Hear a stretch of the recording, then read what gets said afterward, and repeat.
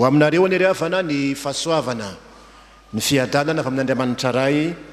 sy Kristy tompontsika amen. Sokafy anoloantsika avana ny Samuela voalohany toko 7:10 ny andininy 2:30 ka 7:30 ao anatin'izany no akatsika ny Hafatra ny tompondray amin'ity anio ty mijoroa amin'ny finoana lohahevitra zay enantsika re zany riavana amin'ity volana Aogositra ity vanim-potoana zay nampiorooro ny zanak'Israely ny fotoana zay resahana eto satria nisy re fahavalony de ny Filistina zany mampiorooro ny zanak'Israely. Ny ten'Andriamanitra eto dia mitantara ny nahatonga ny Davida zay nandeha niady tamin'ny Goliata zay lazaina fa lehilahy niaiky an'Andriamanitra niaiky ny miaramilan'Andriamanitra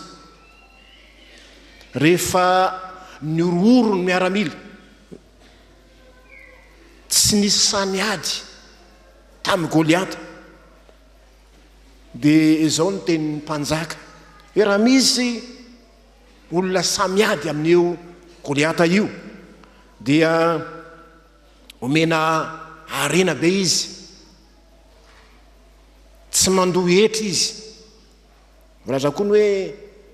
omena hovady ny zanak'avavy mpanjaka izy Saoly moa mpanjaka tamin'izany tsy nisy na iray azy say niady tamin'ity Goliata ty ary tena niorooro ny Israely manontolo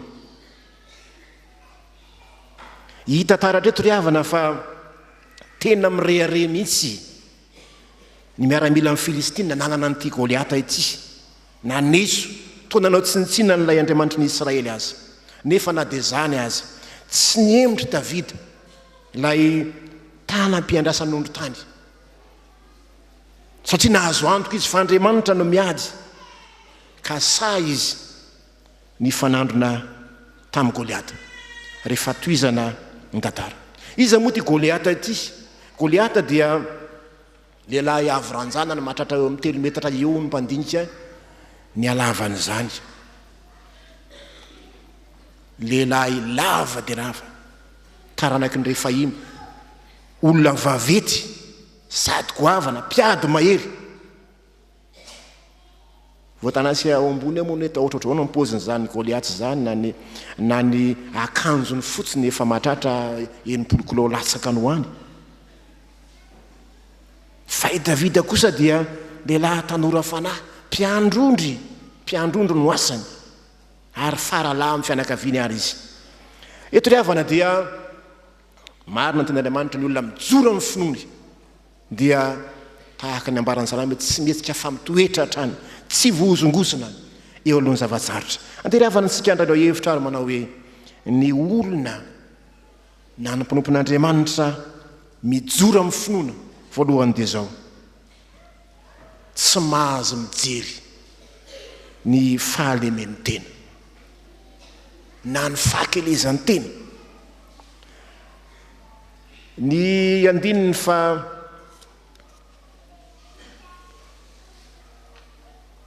efatra amin'ny 30 riavana andininy 7:30 zafady dia ndeha vakitsika aminaran'ny tompo andininy 7:30 fa hoy Saoly tamin'ny Davida tsy toanao ny andeha hiady amin'ny Filistina io satria mbola zazy ianao fa izy efa mpiady hatrizay ny ainany mbola zazy ianao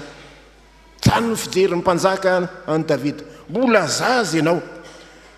volaza moa ny andininy 7:20 fa tanora fanahy zany Davida zany dia olona tanora falahy sady mena volo no voalaza tsara tary zany hoe olona kely taony zany malemy amin'ny herim-batana zany tsy mbola ampitraikefy zany tsy mbola zatra miatrikady zany na ovidinao viny teo amin'ny fiainany miady amin'ny ambodino ay mety ho ainy fa Goliata kosa dia lehilahy goavambe sady nofosana nondrajanana ho sika efa mpiady hatramin'ny fatany rany zany lehilahy zany raha amin'ny tantaran'izany ny Saoly eto Davida mbola zaza tovolahy kely mpiandrondry tsy toanao tsy toanao zany hoe aoka itsy anaka hoy ny fiteny hafa aoka itsy tsy vitanao io mbola kely loatra ianao na Saoly azy zany dia nananatra ny Davida hoe tsy mety aminao io mbola kely ianao satria izy efa mpiady mahery na ny miaramila Israelana tsy misy na iray azy fa mba enikeny ny fotoana misy zany Davida zany hony vonina iady amin'ny Saoly amin'ny Goliata dia mba nitaterina tany amin'ny mpanjaka fa misy an'izao ohatra zao any efa ren'ny olona dia lazainy tany amin'ny mpanjaka zany no hitatsika eto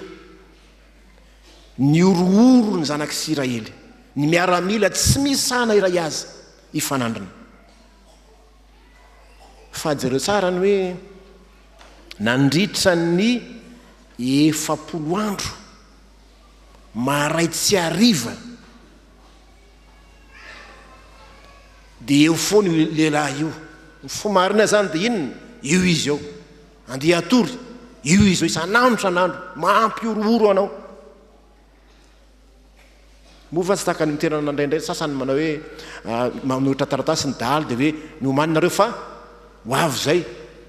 raha riva inona nataon'ny olona lasa mandositra ny any anaty ala any mandositra ny matory atsahany ndre efa ny azy isanandro sanandro ny orooro maray tsy hariva mafy ane zany ry havana mafy zany fampiroorona 70 andro zany resy tsy miady ny Israely satria nijery ny alehibe an'reto fahavalo dia tora kovitra avy hatrany resy tsy miady fa Davida kosa na dia kely azy na dia mpiandrondry azy na dia olona madinika farala azy dia vonona izy ravana rehetra amin'ny tompo nandrahalany Davida zany e dia nitezitra taminy na ny metsiny azy raha mijery any ambony any sika ny 9:20 ary Eliaba zokiny nandre teny tamin'ny olona dia nirehitra tamin'ny Davida amin'ny fahatezerana ka ho izy nahoana ny midiny aty ary amin'iza moa no namelanao reny ondrin-drainy any anevitra fantatry ny avinavinao sy mifaharatsy ny fonao fa izady no hidiranao ety zany hoe inona nataonao aty ry Davida ijery film ngay ianao mihebiheby sy mirehare aty fotsiny zany aza amin'ny fijeriny raha lany any Davida satria kely izy miandrondro ny asany fa tsisy idirany any amin'ny sakahady rehefa narehetra amin'ny tompo rehefa miaraka amintsika Andriamanitra tsy ny mahatanora maintsy volo atsika tsy ny mahantritra fotsy volo atsika tsy zay ny mamaritra ny tanjaka sy ny herim-batana hoety miady mifanohitra manohitra amin'ny fahavalo ny ety tsy ny traikefa-piainana akory azy tsy ny fahaizana mamaha olana tsy afaka anatena fandresena amin'izany tsika fa raha i Davida tsy misy fatany amin'izay miaramila tetika tsara ny tantara fa napetraka taminy ary ny akanjo ny esory amiko fa tsy mety amiko ty tsy hainy akory azy ny nitondra fitaovam-piadiana fa nikeny kosa fa mandresy izy rehefa miaraka amin'Andriamanitra mahery zava-pona avokoa zany rehetra zany raha tsy mitana maherin'Andriamanitra no miaraka amintsika ho an'ny Davida dia tsotra ihany finoana mafy olona finoana mitoetra zay ny tao aminy ry havana rehetra amin'ny tompo manoloana ny adi-piainana atrehantsika isan'andro san'andro, zava-tsarotra zay sedraintsika isan'andro san'andro, izany tsy mikaikaiky olana eo amin'ny asa, ny fianarana, ny fahasalamana, ny tsy fisina sy ny sisy, orooro sy tahotra ny amin'ny fiainako avy, ny tanora indraindray tsy afaka manoatra isika. Iza moa tsy mahalala fa difotra ao anatin'ny olana goavantsika indraindray, ny olana ngeza dia ngeza ohatran'ny Goliata, ny vahaolana kely bitika tahaka ny Davida. Fa zao ry havana, aza mijery ny fakilezan'ny herinao, fa jereo ilay Andriamanitra mahery. Ny hafa mety manapepa anao, manambany anao, inona kozy ianao tsy vitanao io, ny hafa raha tsy mahavita. Mientery amin'Andriamanitra, aza mientehitra amin'ny herin'ny tenanao, fahaizanao sy ny fahalalanao. Rehefa miatrika olana fampy ho anao ny mandray ny herin'Andriamanitra, rehefa miatrika olana ianao, rehefa nahetra amin'ny tompo ny finoanao na dia kely azy, afitanao zavatra lehibe zany. Tsy hoe Davida akory ny mahisy matanjaka na mahery, na dia efa zatra ady azy izy, fa iady amin'ny anaran'i Jehova izy. Ary zany no lesona tsara zay ampitaina amintsika eto. Tsy hoe kely misekoseoka akory Davida, fa lehibe ny Andriamanitra zay miaraka aminy. Na lehibe ry havana, na kely ny ady atrehanao, dia fadio ny miady rery, mijery ny herin'ny tena, fa miadia aminaran'ny tompo. Fa ny faharoa ry havana, ny kristianina zay mijora amin'ny finoana eto dia kristianina vonona sy sahy, vonona sy sahy miatrika ady. Davida eto dia tena nanana fahasahiana anavitra ny fireneny, lehilahy zay sarotiny izy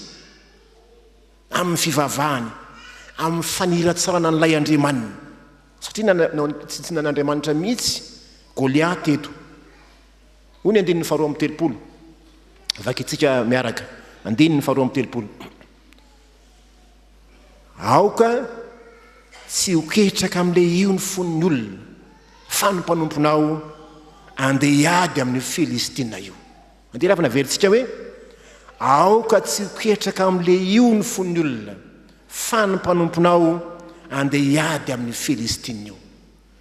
Zay ny olona rehetra dia efa ketraka, no moa zany vala ketraka resy sy miady. Fa Davida ezo ireo sara ry havana, ny olona manontolo kivy sy ketraka, fa Davida irery no sa miatrika ady, olona vonina navitra amin'ny fireneny. Fahavononana miaraka amin'ny finoana zany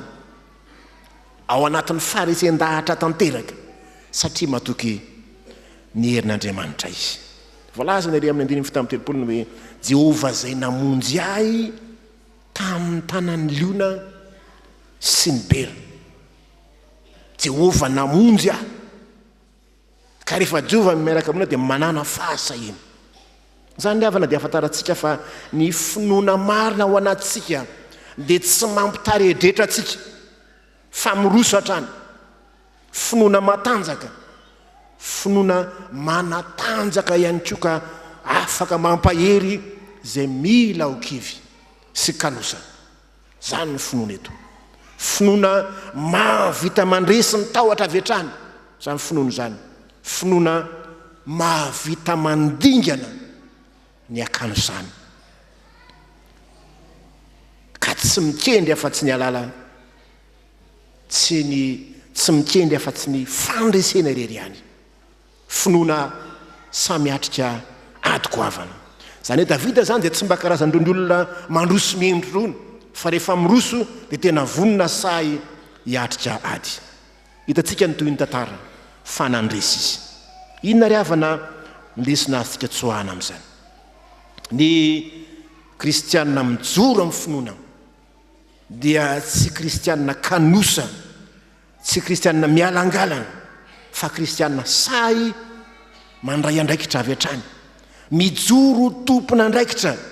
ka na inona sakana, na dia makadiry azy zany, na dia goavana azy zany. Satria fantatsika tsara fa miororo ny Israely manontolo, dia nijoro izy tsy nanakio resy na dia norarana sy noraonana azy. Ny rahalahy manam-pebo ny mpanjaka amin'ny tena 𝗥𝗔𝗩𝗘𝗟𝗢𝗡𝗔 tsy mety aminao zany fa niroso izy. Raha fananatra amin'ny tompo kristianina toy izany no ilain'ny tompo, olona vonona, olona say, nefa tsy fahasahinan-jambany zany fa fahasahina feny fahatokinan'Andriamanitra. Ilaina ry havana, ilaina angeny traikefatsika. Davidany voalaza fa lehilahy zay mpihady-mbahery ihany koa izy raha lasany liona ny zanak'ondry hainy naka ny zanak'ondry teny am-bavany liona. Manana ndraikefa tany ampiandrasan'ondry izy natao mpiandrondry azy andrarahany tany izy no nitefen'Andriamanitra. Toy izany ry havana, mety ho asatsika io, mety ho talentatsika io, ahafahanao manompo tsara n'Andriamanitra io, ka aza manaitry ilavinefa anatrihan'ny loza fa iankino ny herin'Andriamanitra zay traikefa nananao no tanomponan'Andriamanitra zany anavotana ny firenenao. Zareo viravana fa tomanakely ny herin'Andriamanitra lehibe ny fahitana kristianina toresy lava mitanondro-dava eo amin'ny fiainana. Zareo tsara otsika hoe 40 andro ianao tsy isako marina dia fahakyviny miena ny lanja amin'izany, miena ny herety miasa, miravoravo tanana. Tsy maintsy mandalo tahaka izany koa tsika ravana malala, tsy maintsy mandalo fizany toetra tahaka izany tsika. Matoky fa tsy mamela tsika mirery ny tompo. Ilaina ny fahavononanao, ilaina ny fahasahinao miatrika ady toy izany fa ny Andriamanitra ao, Andriamanitra tompon'ny hery sy ny fahefana. Matoky fa tsy amelanao irery izy, tsy amelanao resy anady zany Andriamanitra ao zany. Ny Israely firenena fiten'Andriamanitra izy, fa ny Filistina kosa araka nambarany hoe Filistina tsy mifora, lazanany hoe firenena jentilisa zany. Fa nahoana ny zanak'Andriamanitra, nahoana ny olona mbo fitin'Andriamanitra, nahoana ny voakan'Andriamanitra no avelin'Andriamanitra ko resy anady. Eo anatrihan'ny loza ry havana, eo anatrihan'ny olana isan-karazany, aza mezaka miady rery aloha, sahihy mijoro amin'ny finoana fa isika tsy mba naman'izay mihemitra ho voalaza teo, tsy naman'izay mihemitra ho anoloan'ny zavatra sarotra sika, fa miroso hatrany na dia manam-pepo atsika azy zao tontolo zao, manambany atsika, manao tsinitsinona atsika, mijoro fa ny Andriamanitra ao dia Andriamanitra mahery manoatra noho ny mpandresy isika. Aty amin'izao tontolo zao ny voalazan'ny Jaona teo no ahitana ireo fahoriana. Matoky fa izao efa nandresy zao tontolo zao, mpandresy sika ry havana, manona ny ady atỳ atsika koa mahereza ny tompony ombanao miady ho anao izy koa aza matahotra.